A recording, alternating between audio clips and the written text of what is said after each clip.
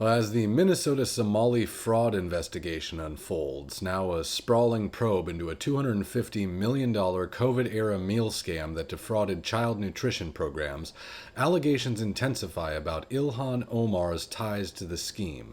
Convicted fraudsters like restaurateur Salim Ahmed Saeed, who stole $12 million and splurged on luxury, hosted her 2018 congressional victory party at his eatery, and funneled donations to her campaigns, which she later returned amid scrutiny.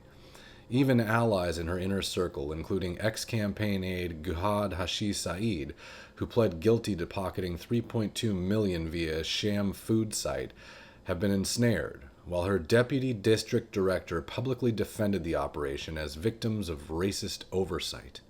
But evidence is emerging that she may have already committed another fraud that's a bit closer to home. You may have heard the rumors for years, mostly in right-wing rumor mills online, because the mainstream press refuses to cover it. The rumor that Ilhan Omar married her brother. Now, for years, it's been considered just that, a fun conspiracy theory to some, and it's been outright dismissed by those on the left. But oddly, whenever you go online and ask AI to give you an answer as to whether or not it's true, it spits out the kind of debunk that you've seen all too often from Democrats in the past for conspiracy theories that later turned out to be true. No real hard evidence that it isn't true, but rather a bold declaration that the facts can't be confirmed, and therefore it 100% didn't happen. Ilhan Omar herself has called it a baseless, absurd rumor and accused the media of Islamophobia whenever they bring it up. Well, today there's new evidence. According to a bombshell report in the Daily Mail, a close friend of the tight-knit Somali community, Abdihakim Osman, has finally gone on record that Ilhan Omar told him she wanted to get her brother papers so he could stay in the United States. So let's break down a timeline, shall we, of exactly what happened. She was first married to Ahmed Hirsi in 2002 in a Muslim ceremony.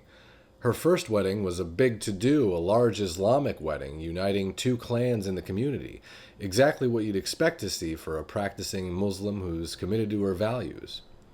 Now, the couple split for unspecified reasons in 2008, oddly, just a year before another mystery man came into Ilhan's life. Or maybe he'd already been a part of it. According to Osman, the whistleblower, a young, effeminate man began being seen around Omar around the late 2000s and was later rumored to be her brother. The family allegedly felt he was hanging with the wrong crowds in the UK and brought him to the US for a fresh start. Ahmed Elmi, Ilhan's second husband and allegedly her brother, were married in 2009 by a Christian minister, although she's Muslim. Turns out the Muslim Somali community is a close-knit one, and imams certainly would have refused to marry two people they knew to be siblings. It certainly didn't raise any alarm bells within the Somali community because no one knew it had happened. According to Osman, none of her friends even knew she'd gotten married a second time until the certificate emerged in the media years later. Oddly, there was no such fanfare for her second wedding as there was for her first. Ilhan and Elmi moved in together shortly thereafter, and he began college classes. And because he was now an American citizen, he could obtain student loans. In 2011, Ilhan says she and her second sibling, or husband, split. Elmo moved back to the UK, oddly just after finishing his college degree. Maybe her Christian vows didn't take as strongly as her original Muslim wedding. And here's where things get really weird. Just a year later, in 2012, Ilhan had a second child with Hirsi, her first husband, while still legally wed to Elmi. Almost like she and her first husband never really separated at all. It would be nearly 4 years, in 2017, before Ilhan got an official divorce from her second husband and remarried her first in a civil ceremony, right around the time she began campaigning for Congress.